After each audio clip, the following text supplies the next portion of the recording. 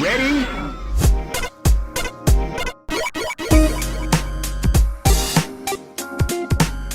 Hello and welcome to Rhythm and Pixels, a video game music podcast. This is podcast World 23, episode 7, 23-7, and we're your hosts. My name is Rob Nichols. And I'm CV Neg. And we are like Psych, you know that, right? Pretty much. I'm fine with it. Except you introduce yourself.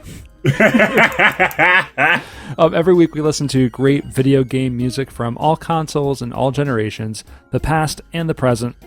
We pick a topic, we explore the topic, we explore the games and the history, and we have a good time hanging out and chatting about it. Guess what, Pernell? What's happening? I'm at the end of Bloodstained. Really? Yeah. Are you going to get Curse of the Moon 2 when it comes out in 2 weeks? I don't know. I mean, it's been fun, but I don't know if I'll probably wait a little while. Like, well, you know what Curse of the Moon is, right? Like they're 8-bit games. They're not. Yeah. They're in the same universe, but they play more like Castlevania 3. Yeah, I'll probably play the first one then. That might be my next one. But this has been good. Like, it's been scratching that like 2D exploration itch, and I've been going through the optional bosses now. So it never got old or anything like that? Didn't bore you? I would get stuck mainly because I would get really far and then the game would crash or I would die. Like, because it's just like any other of these Castlevania or Symphony of the Night style games where, like, you don't know where the bosses are. If you walk into a room hoping they could save your game and then it's a boss, like, you're boned. But they usually give you some, like, it's usually like a save room 1 or 2 doors away from a boss is how they usually do it. What's been happening a lot is, like, you have, like, a really long, like, a really tall, like, corridor, like, not a hallway, but, like, a really vertical section.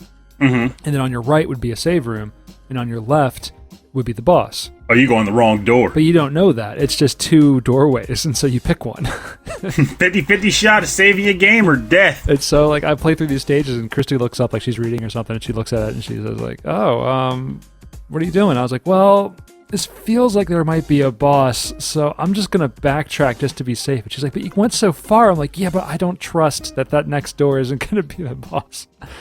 But I can't remember. I feel like when you walk in sometimes, they don't just like kick it off. You gotta have to at least step into the room enough to make the door behind you close. So that's only happened a couple times. Yeah. So it's been, and then sometimes it's like a cutscene and not a boss. But anyway, I'm going through the optional bosses now too. I found all these hidden keys, and I'm just going for it, and it's really interesting.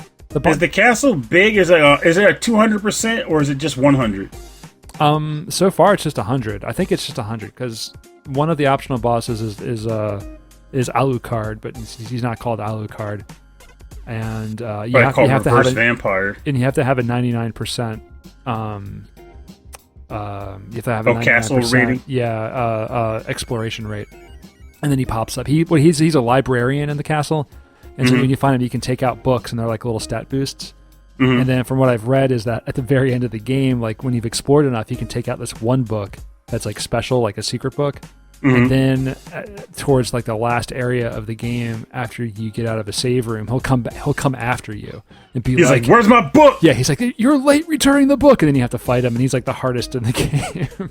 Honestly, that's my kind of magic paper ball, cool. Like optional boss, like this ridiculous absurdity. Like your book's overdue. Time to die. Essentially, that's what it is. Yeah. So, but yeah, I'm on my way to get the true ending. I might not do that because I'm not good at these bosses. Like for me, it ends up just being like stocking up on health potions, and it's just being really bad at dodging. So, I might just go through the end of the game now. But it's been fun. What have you been playing? I'm trying to remember if we recorded last time, like if I was already playing Desperados last time we recorded. I don't know. We talked about that. I do remember that. In that case, then you already know about that then, if I was talking Desperados. But so you're still into that, yeah? Yeah, a little bit of that. I started playing a game called 1971 Project Helios, which is another strategy game of that vein. But the way it works is that you're kind of moving through like a frozen tundra, and as you walk around, eventually you might come across a skirmish, and they'll just kind of have your units move to like flank points, and then you go into the hassle of like having the option to move, shoot, and then you have like 2 special skills like Overwatch. And for those who don't know what Overwatch is in these kinds of games, you hunker down, and if an enemy crosses your line of sight, you open fire on them. Overwatch is No. That's a video game, yeah. But the word Overwatch, when used as an attack in a lot of these strategy games, refers to that specific type of action. God. I know what Overwatch is. That's not that. But then an interesting element about this game is also that as the game progresses, eventually you get to a point where it starts to get really cold because you're in like the frozen north. Mm-hmm. And as you're on the maps, your characters succumb to frostbite, so you have to move through the levels quickly because otherwise you'll die from the cold. Oh, wow. So it adds a bit of pressure on the back end of like, move forward, no time to stop. And it's like a bit of a stressor. But that sounds like something like up your alley, though, you know? Oh, yeah, but the problem is stressors with strategy tactic games are a detriment to me because it's planning, but hasty planning. And it always kicks my butt like, no, I need time. You don't have time, you're dying. But you gotta be strategic and smart. Yeah, but I thought you liked the stress, like the game stress. Oh, I do. My thing is, if I get it in a way where I don't have to waste time, and by that I mean like in the case of this game particularly, you can restart battles at will. So if I try to make moves and it doesn't quite go the way I want, I'm like, no, restart battle. And I just do it again until I get it right. And I like that because I still can try to come up with the perfect play, but I don't get locked into this forever fail if I don't get it quite right. So I'm okay with that.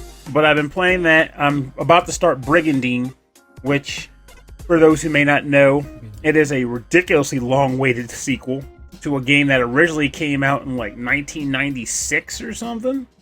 But it's now on the Switch. This company's released a sequel to it, and I'm looking forward to dabbling in that this coming week. Downloaded Smash Brothers, played some Pokemon. I had a gym challenge this weekend. I don't get it. It's like the only gym challenge I'm actually winning at. He listens to this show, so he probably is going to hear this and go, "I hate you, Pernell." And that's cool. But honestly, by that, I'll also give him a bit of credit by saying that it's been like it actually reignited my enjoyment of Pokemon battles. Really? Because yeah, it's weird to say this, but because it might sound like sore loser talk, but it's not. It's different from that. So I'm the Steel Gym leader, right? Yeah. Everyone knows that you're Steel when they come in, when they challenge your gym. So there are specific things you can do to exploit the living daylights out of the gym. The other downside to Steel, aside from just the usual obviousness of everybody has my weaknesses, which are very common types in the game, is that Steel doesn't have a lot of, trick foolery options to use in the game. They're basically bulk up and fight. Whereas a lot of other types can be like switch places, swap guys for another guy by using this attack that switches places in the field. Various things that just kind of make you go, well, you thought I was going to do this, but I actually fooled you. I'm just like, I'm going to hit you. And I'm going to hit you hard. And it's going to hurt. And if I can't get the hit off, it's like, well, that sucked. But battling him the first time I won. And I was like, wait a minute. I won. I wasn't expecting that. I was like, okay, well, if I got to battle him again, I got to change it up a bit. I want him to come at me with the same strategy. So I switched it just a bit. And I was like, well, holy crap, I won again. All right. Now, I'm okay with losing. Which means I can have real fun. Because I can choose a team that's not quote-unquote optimal, just a team I think is cool. So I brought out some guys I never get to use. And equip them with stuff. And play to see how they could fare against a challenger. And I still won. But it was close. But I was like, holy crap. My Steel Elephant did some work. This is amazing. He never does anything. Today, Steel. What's his name? What's his name? Copper Raja. Is that his Pokemon name or is that the name you named him? Oh, that's his Pokemon name. I rarely name Pokemon. I'm terrible at that. I can't believe you gotta name your Pokemon. I have like 5 Bronzong. I can't name all 5 Bronzong. 7 Aggron. 10 Klefki. Like, I can't name them all. I just call Klefki Mr. Jingles and just kind of spread that across as his new Pokemon name. Like, that's Mr. Jingles. Or Jingle Jangles. Jingle Jangles 1, Jingle Jangles 2, Jingle Jangles 3. Mm-hmm. The Jingle Jangle family. But, yeah, I ended up playing that and had a blast with it. Watched all of upload in 2 days because that's how insane I get. I also started playing a Switch game that I've been sitting on for years called The Lost Child. I've been trying to play more of my old games because I'm having these moments where age is getting to me. Like, I'm old, I'm getting old. And it manifests in weird ways. You already know it manifests in the aspect of like dating and family. Mm-hmm. But the other way it manifests is in possessions and the amount of them of which I own but have not used. And unlike some whose response is, I better get rid of a bunch of this stuff, mine is, I want to experience it all. So now I'm like jumping between games even more. Oh no! I'm putting less time into each one. So it's like, I'm gonna play this game for 30 minutes. And I'll pick it up again in a year and play for another 30 minutes. But we'll see. Maybe I will put more time because I was enjoying it when I played it. It was a good dungeon crawler that has some Pokemon-like elements, which is nice. Because I don't think there's too many that do that. Maybe... Actually, no. That's the only one I can think of that does that. Digimon comes close, but that's not really a dungeon crawler. I don't know how you can jump around so much from game to game. Like I jump around. I jump up, and get down. I can't get down for now. I think that's the issue I'm having. All right, so games aside, we have some listeners. Some people listen to this show, Some of them. We got like 5, good people. Yeah, They're 5. So you can count them on your hand. Oh, am I kidding? We got good people. And those people, some people will write into us. They'll send us emails. They'll send us comments on our website, which is nice too. And now we have a Discord server. Well, we've had a Discord server for a while. I guess for a few years. It's been like 3 years. I think now? We started in 2018. Yeah, 2018, maybe the end of 2017, maybe. And that's been going on for a while. You can find that on our website, rhythmandpixels.com. And sometimes we have a listener who also writes into us who has such incredible taste in music, who hits the note every time and is so solid. And it's not just that. There's a little bit more. To me, there's something extra about this person. So it's not just that they have solid taste in music, which they do, but it's how present they are across the community. Now, some might mention, say, Alex the Messenger, who is present and is all across the community, but he's also now a podcaster himself. Yes. A little different there. This person goes the extra mile across all these different podcasts, YouTube stations. I think I have a feeling that this person, the Electricboogaloo, is just curious, beyond curious about everything music and games related, because they are finding some amazing information online, tracking down bootleg copies of this and that, and where did this originate from, just crazy stuff. And on top of that, our just incredible musical tastes. And the best part about him, you ever notice, this is I'll get this out of the way now, but you ever notice how there'll be a dialogue in either our chat or even another chat on Discord, and someone will just randomly mention the game. For an example, on April 27th, 2020, just an example. That's 10:37. Yeah, I made a reference to an appreciation for Hideki Naganuma in relation to Sonic Rush, and how I thought that he did a great job on the Sonic Rush OST. At 11:32, the EB was on board. He was like, "Did you know he also composed for Sega Rally 2 Sega Rally 2, and here's a track." Yeah, just had it. Yeah, and that's what they do. They always they're ready with some relevant tune, always. And then sometimes it's just here's a track, here's a track, track. Electricboogaloo is out there doing this amazing work so that we can sound professional, sort of. I don't know. I just love it. This is the Electricboogaloo appreciation episode. We're gonna play nothing but track suggestions that he's just thrown out there, and just leaves little nuggets of gold for us to just pick up on. And sometimes I don't pick up on all of them, and I have to go back. And I went back and listened to a whole bunch, and I'm like, this is the best. There's too much music to play for one episode. It'll probably happen again. We might have to have him on the show. That'd be he has interesting. No idea we're doing this, and that's what makes it fun, though. I know. We also know we could have invited him. We could have asked him to tell us about yourself, but we did not. Because that's also part of the fun. It's part of our show. If you listen to our show at all, you know that we don't plan a whole lot sometimes. No, don't pull that. No, we plan this. The logic is let's put on our thing. It's part of the humor, in the sense of I consider him to be an avid listener and a fan, and honestly, in some respects, a digital friend. But what do we know? We know Electricboogaloo is a person that possibly lives in the United States. Maybe. We know Okay, on Earth. They want Earth. They like VGM. Yes. Particularly Spyro the Dragon. Yes. And Gravity Rush. So video game music with awesome bass lines, with cool jazzy solos, and a lot of racing games. So I am on board. And the only thing I can think of is knowledge out the friggin' wazoo about composers and game associations, whether it be the game creators, the composers, niche trivia. Just pulls it out of a magic bag of tomfoolery. It's crazy, but it's also astounding. Like, we joke, but are also serious, where we'll be on the show having a conversation about something, and this element, Rob, is 100%. We do not plan. So something will come up, we'll start talking about it, and we'll just drop the ball on a factoid. Just like, EB's got it. He'll figure it out. He'll tell us later, and that's perfect. Because that's the relationship that we got. There are some other listeners who chime in too, and you know what? Like, I think it's just good. It's just good to have clarifying information. I like that we can update our website with more detailed and more just nothing false. You know, no fake VGM news here.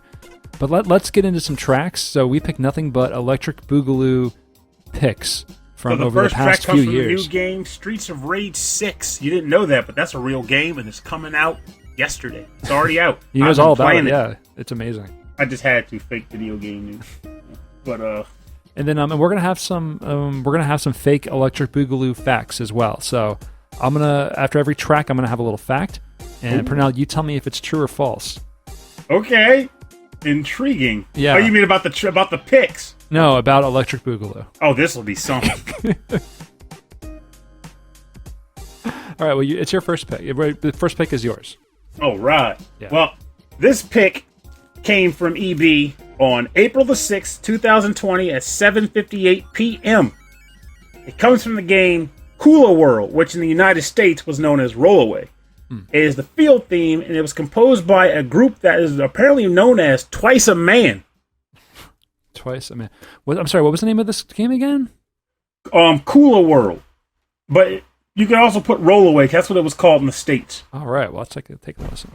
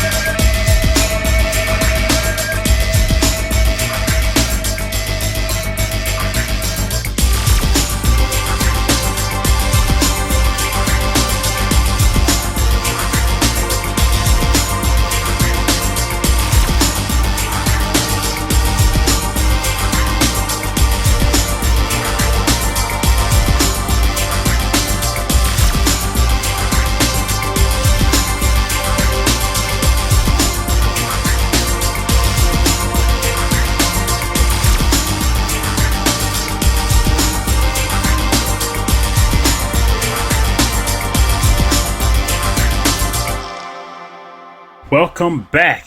You were just listening to the field theme from the game Kula World, or Rollaway in the US. I say Kula World because that's how it was presented to us by EB.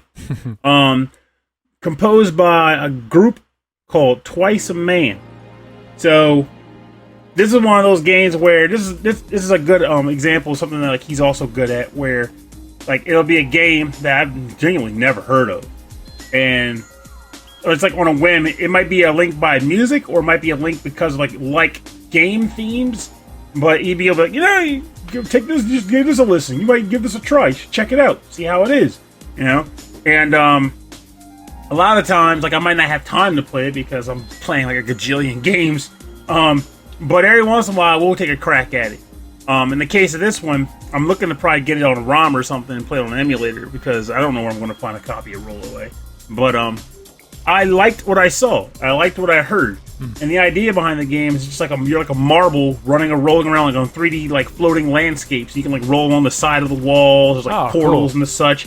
And you're just trying to get from one end of the stage to another without rolling off the edge and collecting all the baubles. I used to be back on the PS1 days. You had to collect a bunch of stuff. But this track kind of stuck with me.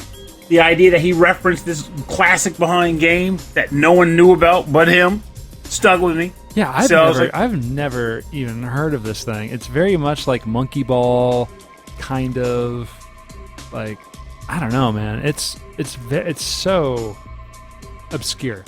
But this music sounds like Massive Attack meets PM Dawn.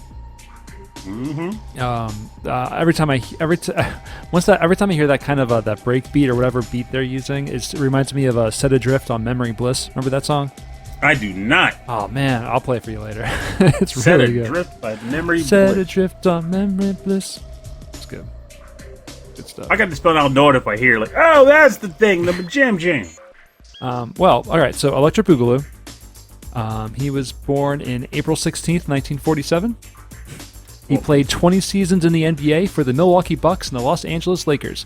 During his career as a center, Electricboogaloo was a record 6-time NBA Most Valuable Player and a record 19-time NBA All-Star, 15-time All-NBA selection, and an 11-time NBA All-Defensive Team member. Jeez. Yeah, I know. Oh, no, wait. I'm sorry. I was looking at the wrong wiki. That was for Kareem Abdul-Jabbar. Oh, okay. My bad.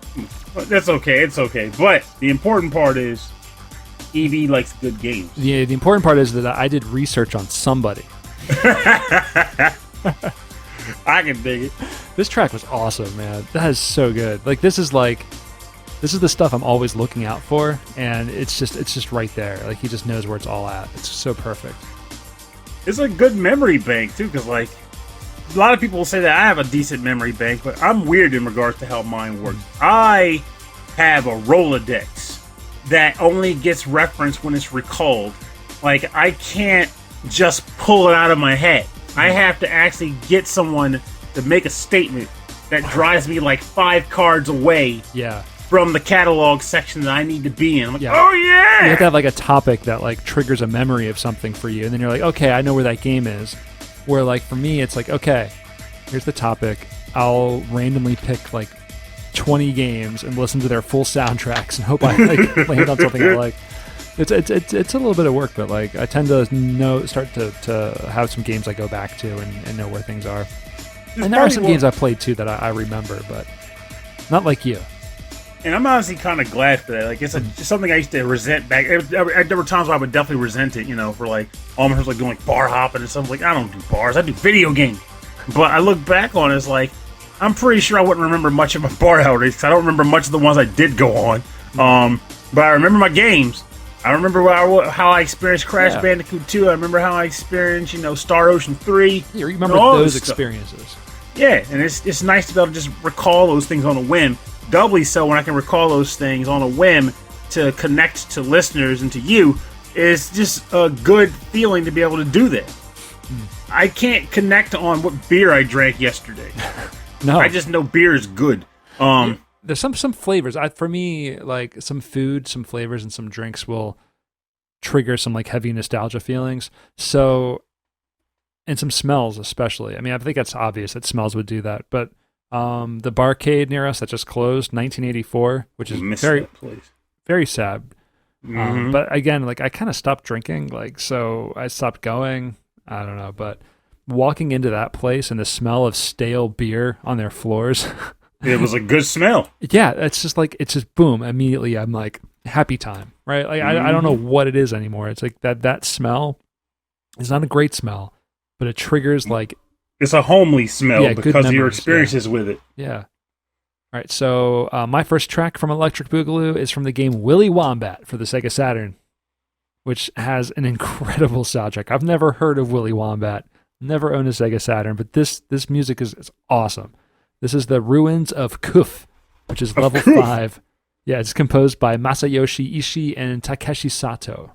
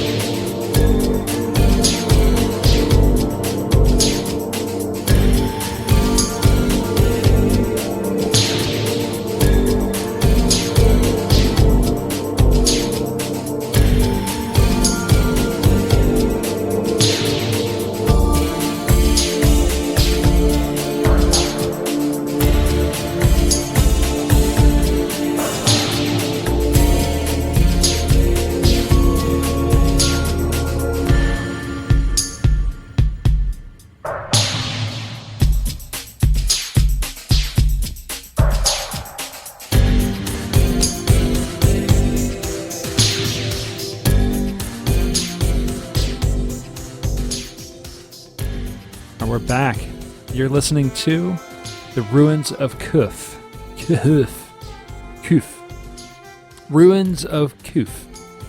Or level 5 from the game Willy Wombat for the Sega Saturn, composed by Masayoshi Ishi and Takeshi Sato. And this is an interesting game. It's a top-down action-y game. It's 3D, but the characters are all 2D. So when you change perspectives, it sort of rotates you get different. It doesn't rotate the sprite. You just get different. The sprite changes the different perspectives, like in a isometric kind of view.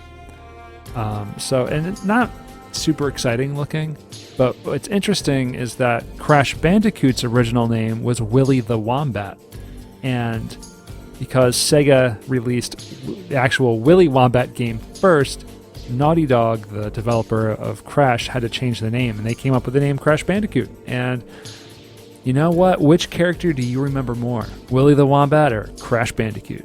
Well, I'm just happy because it's thanks to that name change I actually know what a Bandicoot is. Yeah, I mean, I guess he still looks kind of like a wombat. I wonder how much of the character they actually changed. Probably nothing. Oh, nothing. That's probably why they went with something as ridiculous as a Bandicoot. It's like, what's similar enough to a wombat that we can go with this? They probably changed them a bit, though, because I obviously had to remove wings. Yeah. So, but at least had to remove wings. So I wanted to choose this track because out of the list that I had, this one kind of complemented the one you picked first the most. It was like kind of dark and slow and dreamy. And it's just, I don't know, it's got that style of like classic synthesizers and like really like dreamlike drums and stuff that I associate with the Sega Saturn, and I really love that sound. The Sega Saturn and the Philips CDI. Music on the Philips CDI. I love it. I love that Poor sound. Phillips, that's all it had. Music. Was the music. Was the music. It's all I had going for it. Electricboogaloo is an American media magnate, an internet entrepreneur, and a philanthropist. He is known for co-founding Facebook and serves as its chairman. Wait, that's the wrong wiki again. That's Mark Zuckerberg. Jesus. I know. It's just... Of course, don't fool yourself. For all we know, EB could be the ghost for Zuckerberg. Or editing all of his wiki pages. That I could see. He's just real fast on the edit button on Wikipedia, changing everything out so you don't know who Electric Boogaloo is, except that they have incredible taste in super smooth, super bass-heavy music. Mm-hmm. I love this tune. Like, I love all of our tunes today, but I think this one and your first one are my top so far. I don't know. We have the only two tracks we listened to. I'm about to say, you say that, but this next one might be much better. They're going to be hard to beat. They're going to be so hard to beat. I'm loving this stuff. Well, did you know anything about Willy the Wombat? Like, anything at all? When I looked it up, I remembered the character art because it was definitely advertised in game magazines, but I'd never purchased this game or anything. This was, keep in mind, there was definitely, I started buying lots of games when I got my first job, but prior to that point, I rarely got any games like that. And even when I did get that first job, games themselves were going up in price too, a little bit. Because I still hope they were coming down at that point, but still they were expensive enough where I was like, okay, I'm going to buy this game because I think I'm going to play it. And of course, I also was back then still trying to beat games too, so I wasn't as keen to buy more games than I could play. So it was like you saw it, but you were like, maybe not because I'm trying to beat something else. Oh, one other thing worth mentioning is probably why. Willy Wombat came out during an age when every game had a mascot that collected a bunch of baubles and explored environments, and it was some kind of random anthropomorphic animal. Yeah, everyone was trying to get their mascot. Like PlayStation, I feel like eventually PlayStation had a bunch of mascots. Like you could say Crash was one, Spyro was another. Crash ended up being their identity, but I still was partial to Jumping Flash. Robbit, the robotic rabbit. And I actually wonder how I think people would get motion sick if they brought that franchise back with today's technology. Oh, I know. If they make sure they make that Oculus on God, with an Oculus, people will be getting motion sick out the wazoo. Can you imagine playing like Tony Hawk now? Like a classic Tony Hawk with an Oculus? That would be awesome, actually, but also nauseating. Super. I would not be able to last like one level in that game. Yeah, I'd be throwing in the mask. I'd try, though. Yeah, I know you'd try it. And I'd be like, there trying to sing the songs or whatever. It'd be like a dizzy bat race, where you like put your head on the bat and spin around a bunch of times. And for the record, those things are dangerous too. Oh yeah. I took a fence down playing dizzy bat. Really? Oh yeah, I did the dizzy bat. I was in Baltimore at a party, and they did dizzy bat races, and I did the spin around. I went to run, and I went full steam ahead and crashed square into a wood fence, and it went right down. I take no shame. Like, you want to have dizzy bat in your backyard, you check the consequences. Was it like a park fence, or was it like someone's house? It was someone's house. Oh man! And I destroyed that fence. No shame. None. Did you stay to help build it, or did you just run away? That's a party. And it was their dizzy bat game. You want to play dizzy bat in your backyard? Everything's fair game. And I totally stumbled and just trashed their fence. So you're saying like they accepted the risk? They accepted the having risk a party with Purnell and doing dizzy bat. Oh my! Okay, so it's not just having you around. It's like you plus dizzy bat equals broken property. Without the dizzy bat, I'm fully composed. I'm capable of walking next to a fence without smashing it to bits. Yeah, my fence is still standing. I know. Put a dizzy bat back there, and your fence is screwed. I'm taking it out unintentionally, though, but it'll happen. That's funny. A natural result. It's like Frasier and the bike. You just can't stay away from fences when you're dizzy. So funny. All right, what's your second track? All right, next track comes from a game that I feel like he has a fondness for this style of game anyway, because he's a big fan of like the Sega like sports franchises, like I mentioned earlier, Sega Rally. Yeah, I think that's like because like a lot of that stuff I really, really love, and so maybe that's why we connect so hard on a lot of these music picks. But like within those genres and within those games, like he's picking out stuff that I absolutely love. And on this case, on the date of May 23rd, 2020 at 9:13 p.m. Wow. EB had another track. Well, you got the timestamp. That's right. I got the timestamp is the special sauce. It's like I almost wish I had one for like 1 a.m. It was like 1 a.m. I was up trying to figure out what to listen to, and then boom, EB showed up. Honestly, that has happened before. I'm like, man, I wish I had something to listen to, and I just can't think I want to listen to it late at night. But this track comes from the game Sega Marine Fishing, Sega Saturn. Actually, no, I think it was arcade actually. I've been both, but I'm pretty sure it definitely was in the arcade at least. And the track is called The Offing, composed by Makoto Iita, or Iita, whichever you want to pronounce it. It's got 2 I's in it. It's a Iita. Iita.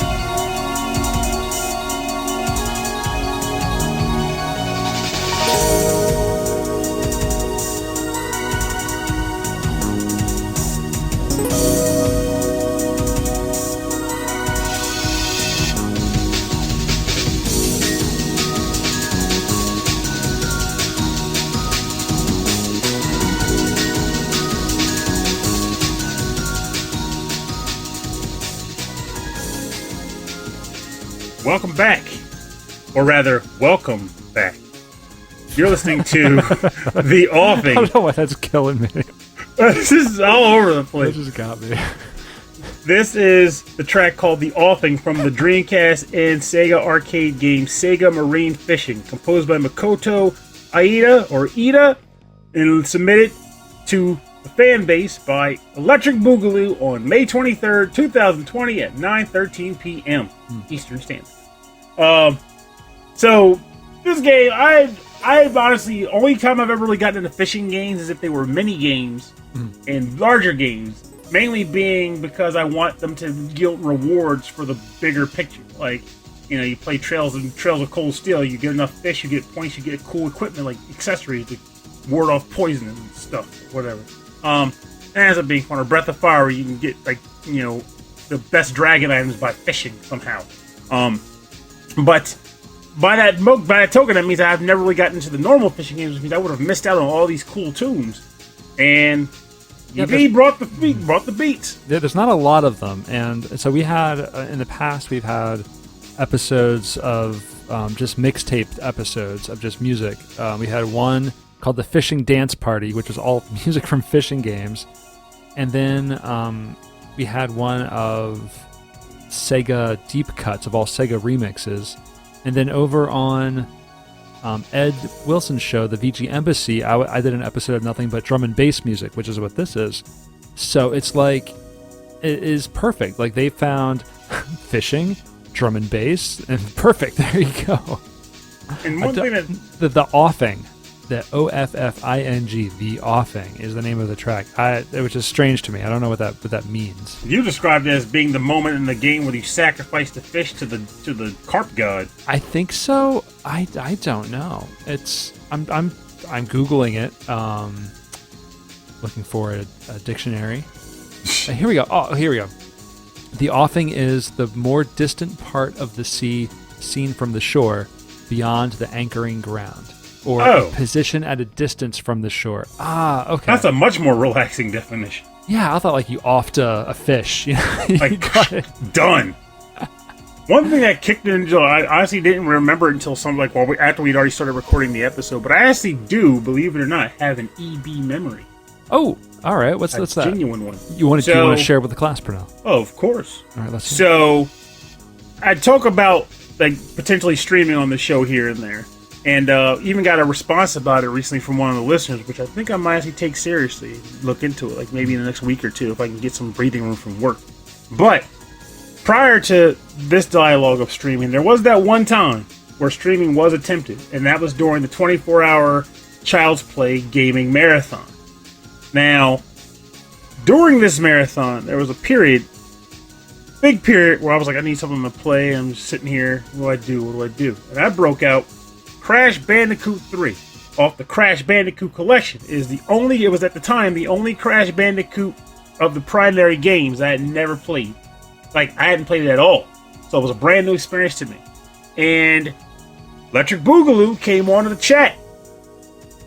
And for the most part, kept me company for the entire game. Now, it was already amazing in its own right that someone would sit through an entire game with me. But it was especially nice because I did a couple of the secret stages. Actually, I think I got 100. No, I got almost 100. I was like, I ain't gonna put you through that. But he sat through trouble stages. By that, I mean there was a level in particular where you're on a motorcycle and you're riding down the highway. And you know me, if I'm going to do a level, I'm getting the full 100%. I want every item. Now, in this game, the motorcycle stages were auto-scrolling. You were dodging traffic, hitting ramps, and crashing boxes. Because in Crash Bandicoot, you smash boxes because bandicoots do that. They get fruit out of them or something. And in order to perfect the level, you have to smash every crate on one run on the motorcycle level. And on the last motorcycle stage, it was absolute BS. It was a horrible stage. I hated it. Drove me nuts. I'm surprised I didn't smash the controller. EB sat and watched every single attempt. Stuck it out. Stuck it out. It was like a cheering squad. It's like supporting your friends. And when I beat that level, the support rang through the chat and everything. And there was one other level that gave me grief like that too. And of course it was a vehicle stage. It was a level where you're on a jet ski dodging explosive crates while trying to smash the good crates. And again, I died a lot. Like an embarrassing amount. And EB didn't leave. Like at one point, of course, dinner time called and they take a break because, you know, they're human. So they say. So they took a break. But when they came back, I was still on that level. Sat through it with me. Cheered on. Like, oh, this next time, maybe do this. Because, like, you almost had it. Yeah, that kind of dialogue. You know, like giving a little bit of, like, you know, supportive responses. And I ended up beating the stage. And it was just great. Like, there was something nice about having that person in the chat just kind of chatting with you while you're playing a game that's giving you grief. And they're not jerks about it. Like, nothing I hate more than the people that are just like, I'd have been way better at that than you. You're just terrible. Yeah, you get muted right away is what happens when you say stuff like that. Oh, yeah, like nobody's got time for that. But the EB way, supportive, just hanging out and chilling way, that's legit. Super I would nice. even... So it's like it's one of my favorite memories of attempting to do like all this stuff like social. I'll call it social gaming memories. That's one of my favorite ones. That and then the other one that's a favorite social memory from the stream was waking up at it was not really waking up so much as just like barely standing at 6 a.m.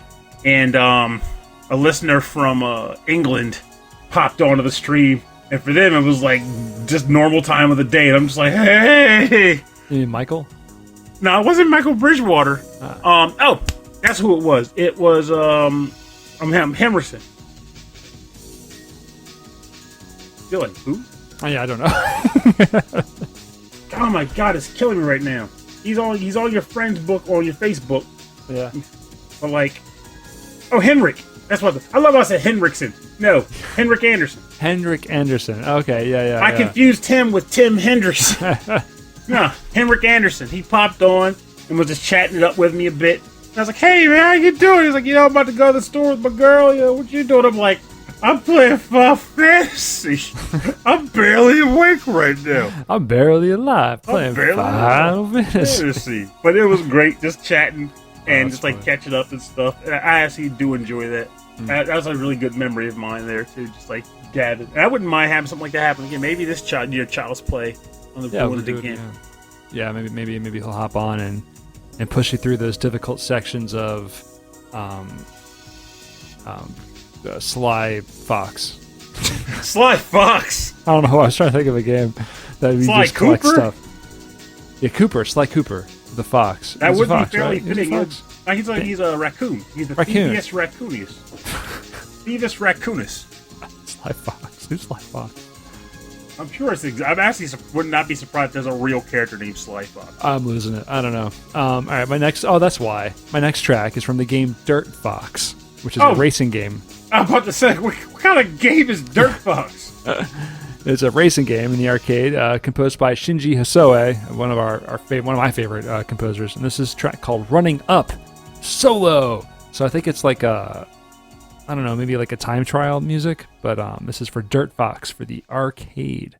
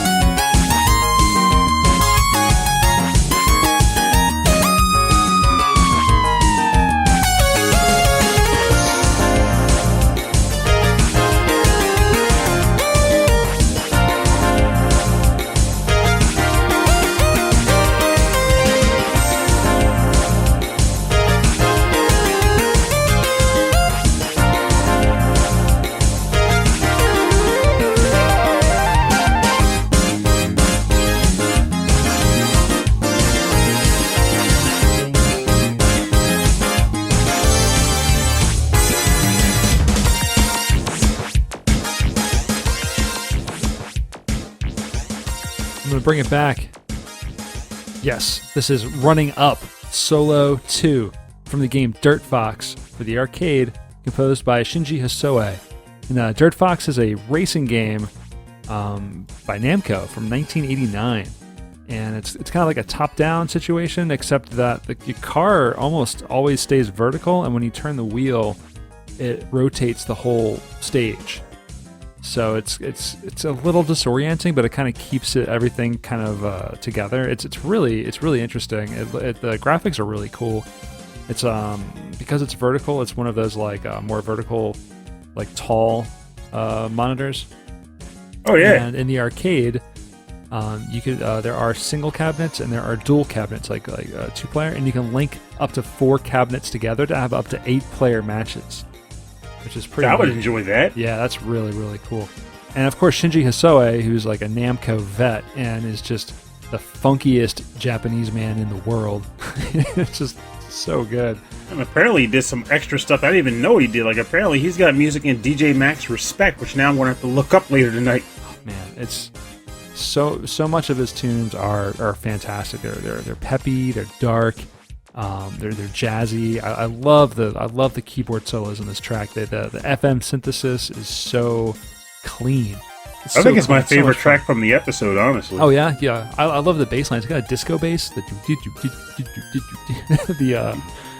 like an octave. I think it's an octave bass. He played on different octaves. It's just fantastic. It's so much fun. And it's the reason why I love racing game music, because it's always got some cool stuff. And it's super long, like unusually long track. That arcade fix got to keep you engrossed for all 3 laps. Yeah, so that's one of the things I'm going to miss about the Barcade 1984 is because they had a 3-player off-road. Oh yeah, that was a great time. That was so much fun. Because I was terrible at it, but it was fun to try. Yeah, so it was a 4-player. It was you had 4 trucks on that game racing around a track, like an overhead. But I think one was one was always computer. So if you could beat the computer, you stayed in the game. And then first, second, third place got prize money, and then you can spend that money in between races on upgrades. Nitro. Yeah, Nitro. Just Nitro. No, man, it's always about max speed and time. That's the shocks I remember being pretty. I think everything was pretty important. The shocks were first. The shocks were first, then the engine, and then you just dumped into Nitro. Oh, but that place, man, they had they had like little narrow tables that they could fit in between the cabinets. You can put your beer down, and you can play. It was a good time. I remember I had my 35th birthday there. So 5 years ago. Was it 5 years ago? Maybe it was 10. It was my 30th. We're old, Rob. Yeah, I don't know. But we were there, and I had more than a few, and we were playing the X-Men arcade game. X-Men! And Cyclops' move is a kick, but it is just a straight-up kick into the crotch. And I just could not stop laughing. I thought it was the funniest thing in the world. And I couldn't get through the game because I was laughing too much. I think my biggest memory of that bar, aside from just like going there and just like meeting the cool owners and stuff, and like almost getting a Game Boy, almost getting a Nintendo DS like league going there, but I was too lazy. The other thing was that it's the only place I've ever drank Skittlebrow, and it was something I would still do again, but it was something special about drinking it there. What is Skittlebrow? Well, it's a Simpsons beer that Homer Simpson came up with that I remember from an obscure episode, and this one day decided, here's beer, here's Skittles, I should just make Skittlebrow and see how it tastes. So I got a light beer because I felt logically it would make more sense to have a light beer. I was thinking like a wheat beer, or like a light beer would do. Yeah. Dumped a bag of Skittles into the beer. Did you dump the whole bag into it? The whole bag of Skittles. Give it a bit of a swish swash, chug a lug, and I actually liked it. I would do it again. I don't think it'd be that bad. I mean, because it would dissolve a little bit, but then you'd have a lot of chewy candy at the bottom. Yeah. But early on, you just got a lot of candy shell goo floating around in your water, floating around your beer. And that's great. I don't know, man. Maybe we can try that sometime. Skittlebrow, man, it's an adventurous drink. You're an adventurous drinker. That's right. I am adventurous about all this stuff. Like, I don't like. I'm usually not fond of common stuff, and by that I mean like my least favorite food is like the onion. But by that same token, I'll eat crazy adventurous stuff like succotash pizza. So yeah, I can't say much. I'm not a fan of cheese, and so that usually puts me out of a lot of people's like, oh, you like food? Nope. Don't eat meat. Don't eat cheese. But that's lactose, though, right? Your dislike of cheese. That's lactose intolerant. No, I just don't like it. Oh my god, I had you wrong all this time. I thought you had an issue. Instead, you just hate good food. Thanks. Man. All right, what's your final track? All right, this last one I did something a little different. Rather than choose an EB track, I decided to try to choose a track that I think EB would like. Oh, that's interesting. Yeah, what'd you find? So, I know he's a fan of Stuart Copeland, and I know that Stuart Copeland didn't really do a lot of games, surprisingly. He did Spyro, and like one or two other games, and that was it. Everything else he did was like scores, like just general scores. But like television score? Like I'm not sure if it was television score, more like maybe movies or just like his own, just some albums. I'll have to double check. But I decided maybe I'll find something that would sound similar to that.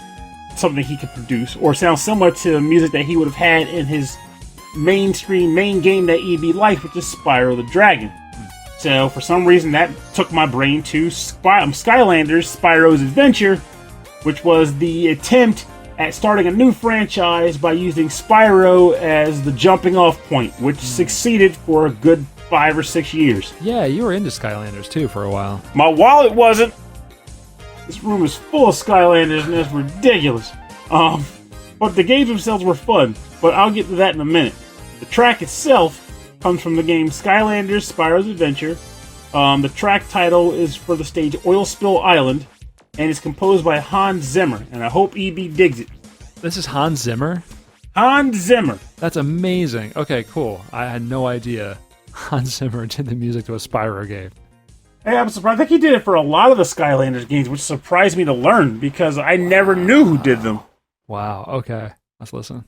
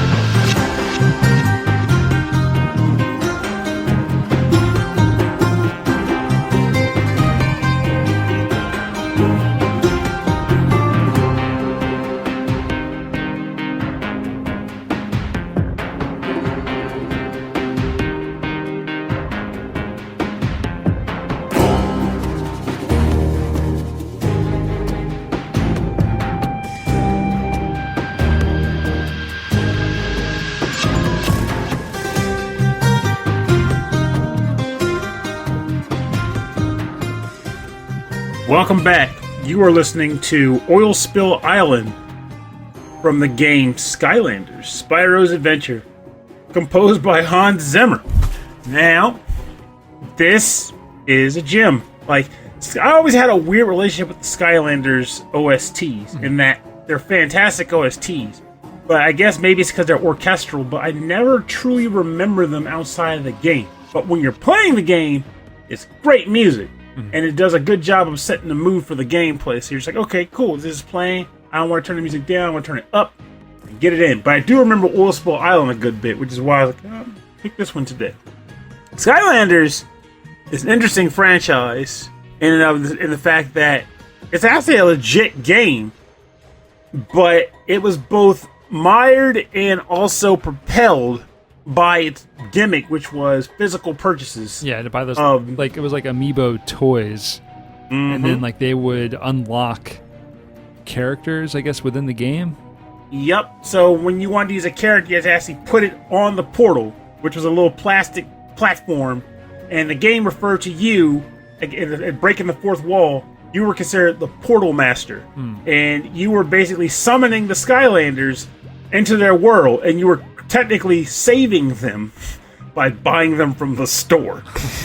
So you buy them in the store, take them home. When the game's playing, you set them on the platform, and bam, they're in the game. And as you're playing it, It's basically a hack and slash.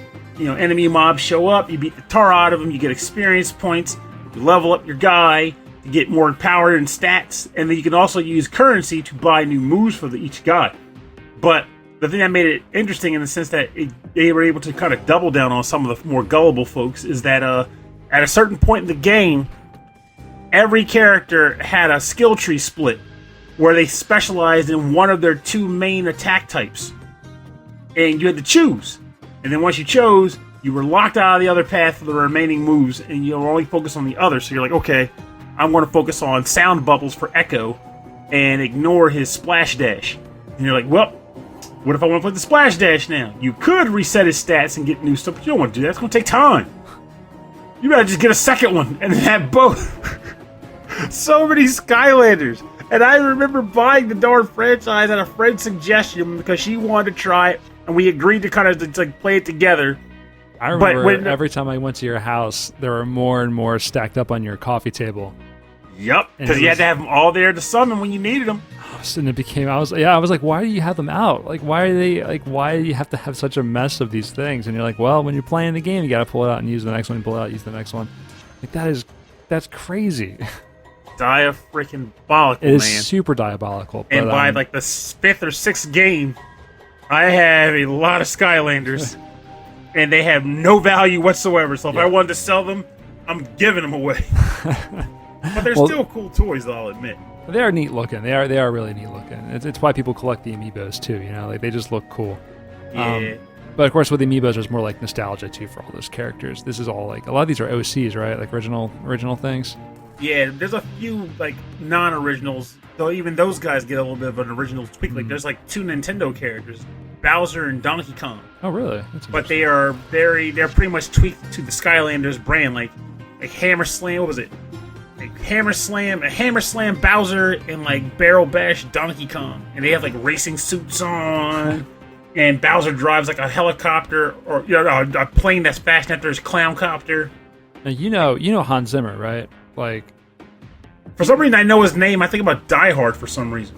Did he do Die Hard? I think he might have done Die Hard. I don't know. I don't have that in front of me, but I know he did Inception. That was a big one. Ooh. Dark Knight, Pirates of the Caribbean. Like, there's a master class online where he teaches film scoring, and it's just that's on my list of things to watch. Like, he's so interesting. They brought him in for Skylanders. He's so smart. Yeah, but this music, it sounds like a film score. It sounds like something that you would hear, like in an action movie. It's so good. Did you know also he composed and composed the theme to The Critic? Electricboogaloo did? No, Hans Zimmer. Well, that's a good accolade. Cause we love some Critic over here on Rhythm and Pixels. Yeah, it is the show that hardly anyone remembers. But at the same time, if it exists today, man, it would fit in so well with our ridiculous filmscape. Oh, yeah, look it up on YouTube. It's free to watch. You don't have to buy DVDs or anything. It makes no sense if you don't know any like 90s television references. But that may be part of the fun, because you'll be like, what the heck kind of movie is this? Like, believe it or not, it's fashioned after an actual 90s movie. Or 70s movie, actually. Yeah. Sometimes he referenced older ones. Oh my gosh, sometimes they reference some really weird stuff. But anyway, that was But good. Hopefully EB liked this track. I hope so. I think he would. Do you think he liked it? I think he did. All right, so my last track is the game Overdrive for the arcade. This is developed by Konami.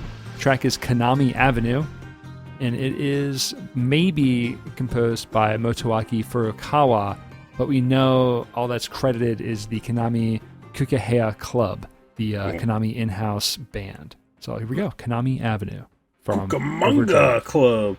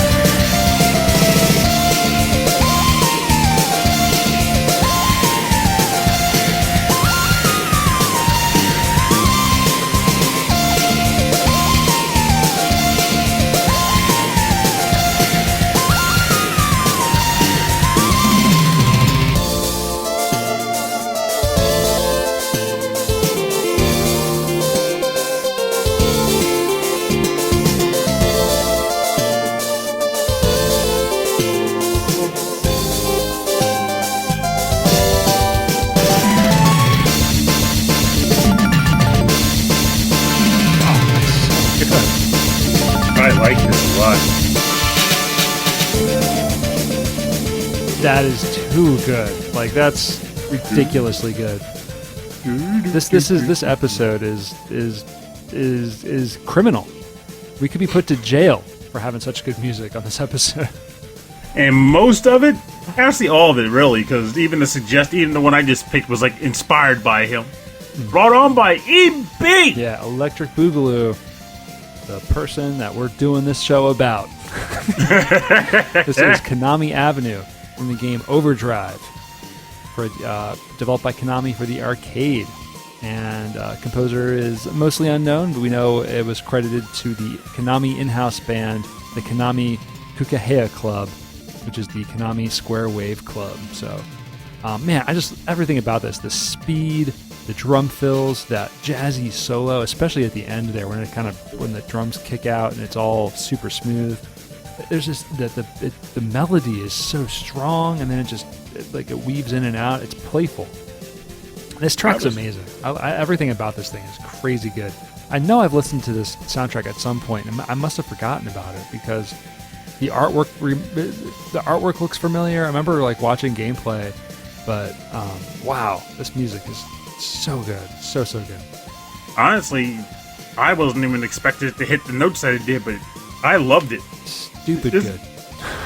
Not a bad beat amongst this entire episode, I swear. No, every single track. So, I mean, I can't get enough of this stuff. So we're going to pull this track down, and we're going to get right into what we call the bonus round. Boop, boop, boop, boop, boop, boop, bonus round. Boop, boop, boop, boop. The bonus round is where we play covers and remixes and arrangements on our theme, and Electricboogaloo doesn't just look for interesting and cool video game music. They find arrangements and CD compilations with covers, all sorts of weird oddities and ephemera that I would have never thought existed. And they find it and they share it with us on our Discord server. You can find that Discord server linked on rhythmandpixels.com. So, Pernell, what did you go with? Funny enough, this was another one where I actually kind of went in a different direction. Because Electricboogaloo has been on me for a while now, and for good reason, to finish the game Spyro's Adventure, or Spyro the Dragon. I don't know about calling it Spyro's Adventure because of Skylanders, but Spyro the Dragon. And though I still intend to do it, because I do like the game, when I finally did sit down to play the game, I played it for 5 straight hours. So I was definitely enjoying my time with it. I figured, why not pick a cover from Spyro the Dragon? And if I remember correctly, they can quote me, they can correct me if I'm wrong, but I want to say this was their favorite area of the game, too. So, let's take a crack at this. All right. This is a cover of the Artisans area from the game. Basically, the second hub from Spyro the Dragon, and it's composed by a collective of people, or covered by a collective of people. Dale Burrell, Fraser Christie, Scott Jameson, Ian Hannigan, Chris McKinnon, and Andrew Scott. And if I understood the dialogue descriptive correctly, they actually go by the name Magic Crafters, which is also a name from within Spyro the Dragon. Oh, interesting. Okay. Well, let's give it a listen.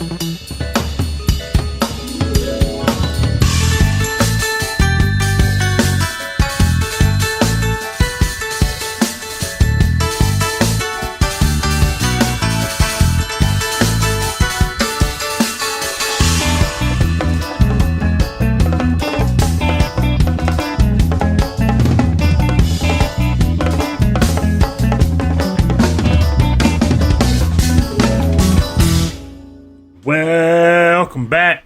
You just heard the Artisans cover from the game Spyro the Dragon, composed, or rather, I guess it is, played by the Magic Crafters, consisting of Dale Burrell, Fraser Christie, Scott Jameson, Ian Hannigan, Chris McKinnon, and Andrew Scott, all of which are fans of Stuart Copeland, just like EB.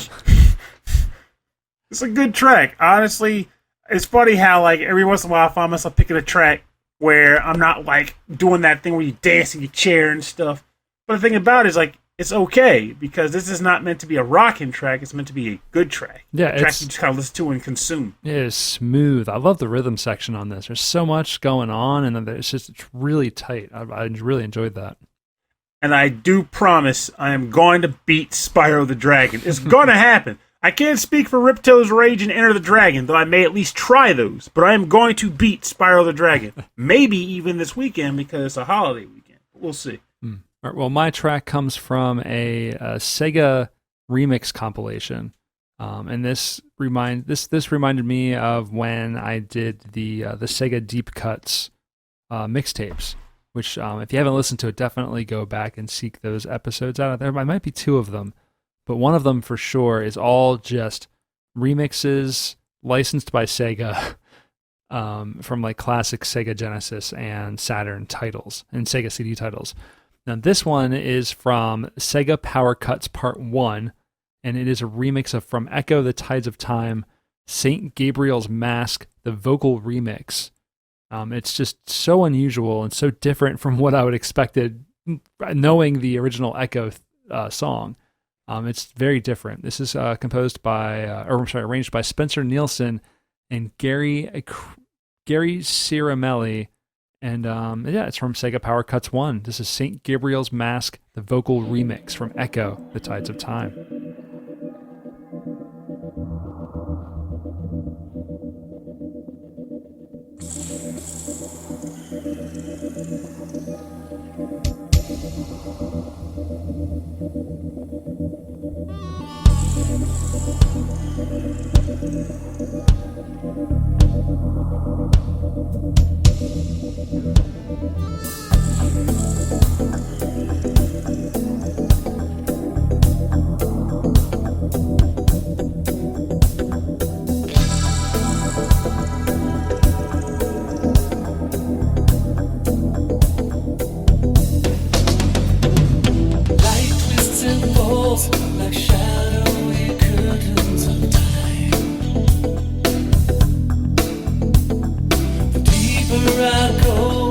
Days slip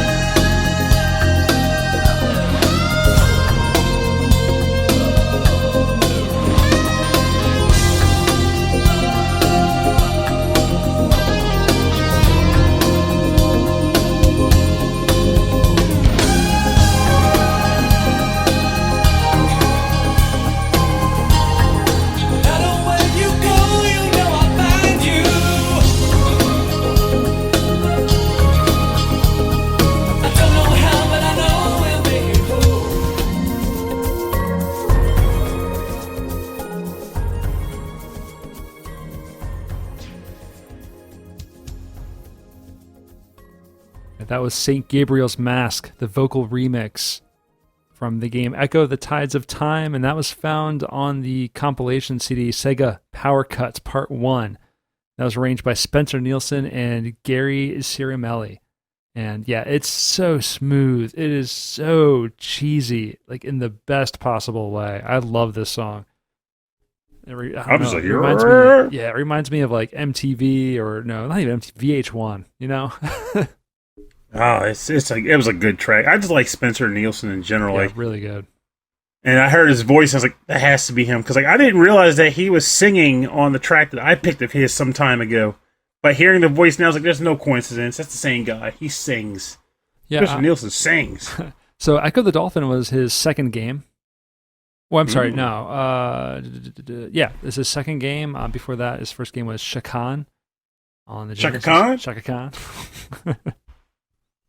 Oh! I'm pretty sure. No, this is The Tides of Time. I can't remember. Or was it just Ecco the Dolphin? Shakanda Forever, man. This was The Tides of Time. So that's the second game. Second game. So he probably worked on the first one, too. Yeah, he worked on the first one also. I've forgotten. It's been so long, Purnell. It's been so long. It's been 84 years. 84. Oh, my gosh.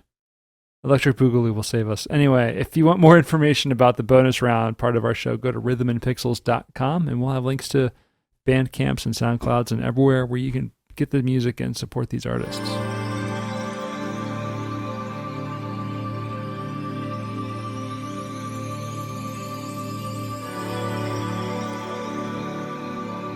Oh, yes. Thank you for joining us on Rhythm and Pixels, episode 23-7. Focus on Electric Boogaloo. Yes. This is our Electric Boogaloo focus on... Here we go. Electric Boogaloo Appreciation Episode. There we go. The Electric Boogaloo Appreciation Episode. And yeah, because just wonderful taste of music, a great fan of our show, always has positive things to say, and always has great music suggestions. So we wanted to make a whole show for him. Yeah. And honestly, it may sound kind of goofy, but when it comes down to like how the Discord works, like originally you had the idea, like, we should do a Discord. I was like, yeah, that is a good idea. And then we both just kind of suck at using it.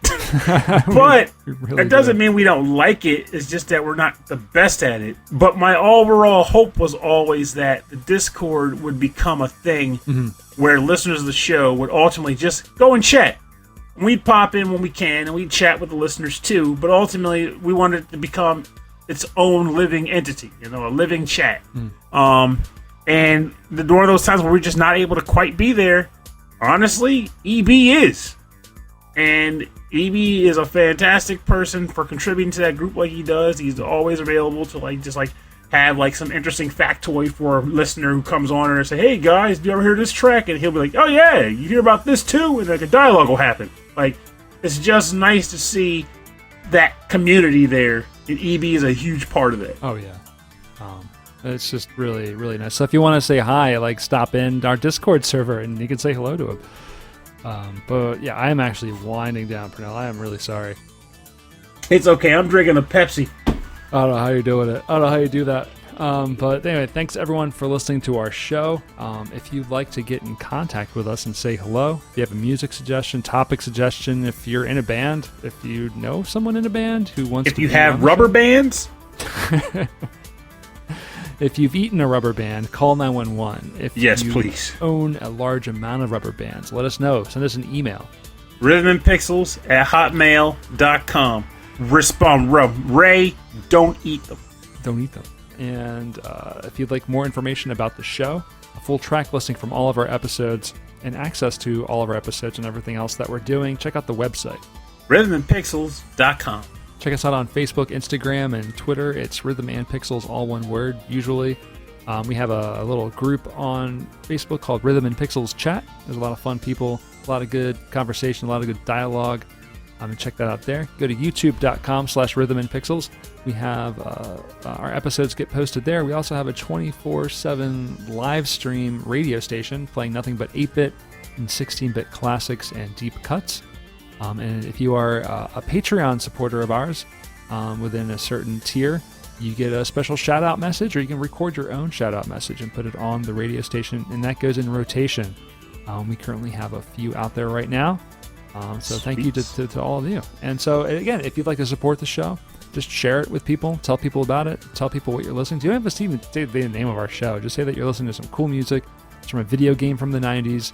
And Rhythm and Pixels. Yeah. Listen to Rhythm and Pixels. Rhythm and Pixels. It's like Robin Purnell told me about it. Wait, how do you know them? Like, I don't know. There's a couple guys from Delaware, and they're cool. they home of the cheesesteak. Wait, that's wrong. That's all wrong. We're close to the cheesesteak. We're home of the muskrat. Honestly, we probably are. Yeah. But if you'd like to support us in other ways, go to patreon.com/rhythmandpixels. You get access to, as a supporter, you get access to prequel episodes the day before these episodes come out. It's just me and Purnell chatting about stuff. You get access to a live streamed recording of an episode once a month that we do, and that's happening tomorrow, actually. And it's our topic is the sounds of summer. So I'm really excited about that. And we actually got a decent number of submissions too, so this is going to be nice. And what we do is we get submissions from our listeners, we get submissions from our Patreon members from all over, and we pick our favorites and we play them on the show. So we also like to give a shout out to our Patreon members at the end of the show. At the highest tier, we have That Nick Walker and The Last Rican. We have Mike Myers and Sonic Medley, Taco, Harold Howard, Dave Taylor, Reinhard Zelkova, Dan Loughton, Phantom Jest, Steve Miller, Autistic Gamer 89, Cameron Worma, Christopher. You a horse racing announcer here? Coming up behind Christopher Shenstrom is Bobby Arson from One Up Funk. Bobby Arson from the outside. Wicked Sephiroth. Wicked Sephiroth takes the inside. Carlos from the Heroes 3 podcast. Kung Fu Carlito. Michael Bridgewater from the Forever Sound Virgin VGM podcast. Michael Bridgewater coming up behind from Carlos. Wicked Sephiroth. Brian Pitt wins. Brian Pitt for the gate. I don't know what I was doing. I was just doing like dumb voices for a while there. But anyway, thank you all so much for your continued support of the show. We have just a great number of supporters of our show, just helping us, just pushing us along every week. And we love doing the show, but seeing your names every week, it really motivates us to do more and to keep improving the show. And then, when we're able to safely sit aside, across from each other again, it's going to be that much better. But until hear that. We have these little Skype recording sessions, which I think they've been pretty good. I mean, they have been decent, yeah. I think they've been good. Yeah. Well, you can play board games over Skype. I got so many. I know, but I want to push cardboard. I want to pick up wooden pieces. Oh yeah, I'm not. Like, I have friends who have been like, "You should get Tabletop Simulator." I'm like, "Look, I have like 500 board games in that room. I'm not going to buy a digital variant. Screw that. I have physical. I want to play physical. If we want to get online, I'm going to play a digital video game online." It feels like it's going to be a while yet, but I'm going to stay optimistic. Optimistic for the fans. Honestly, I'll be honest. I'm coming up on that point where it's like, look, get that cardboard out, but we'll wear gloves and masks at the table. Outside. It's worth it. Yeah, I mean, we've been doing some barbecues, so I don't know, maybe we'll do that. All right, but anyway, thanks for joining us on the show. Next week is the Sounds of Summer. It's going to be a hot one, so check that out. And after that, we got some more wacky topics. So thank you all so much for listening. Thanks to Electricboogaloo for being existing, and being a great supporter of our show and just a cool person. So thank you very much. My name is Rob Nichols. And I'm Purnell. Have a good week. And remember, this episode was about Electricboogaloo's appreciation. But with that said, that does not mean that everyone else that listens to the show and writes in to us or talks to us through Discord or talks to us on Rhythm and Pixels chat, it doesn't mean any of you are any less appreciated. This show is fun when Rob and I do it. We originally had the intent. Rob asked about doing it. My mind was on the level of, if we get one listener, that's enough for me. I just like hanging out with my buddy. But it became so much more than that. Instead, now we have tons of cool people that we communicate with on a regular basis from around the world. something that I won't lie, I never, ever expected to happen. And not only do we talk to you guys, but we also help each other through tough times. And it is a wonderful feeling to be able to do that. I cannot put into words how wonderful of a feeling that is to be able to do. I could be having one of the worst friggin' days of my own. And Rob can attest to this. And someone will be like, you guys really do a great job of like helping me through my bad days. It's like, we're doing it. See that? We're doing that thing. We're helping people. And it's a wonderful feeling. And I'm rambling, but the point I'm trying to make is that all of you guys are friggin' awesome. We greatly appreciate you. We want you to keep being awesome. Keep hanging in there. Just keep being there for each other. The world needs it more than it ever needed it before, in my lifetime at least. So let's keep it happening, guys. Let's keep doing this. Have a good night. Or day. Or afternoon. Or solstice. Have a good leap year. Have a good leap year. Have a good leap year.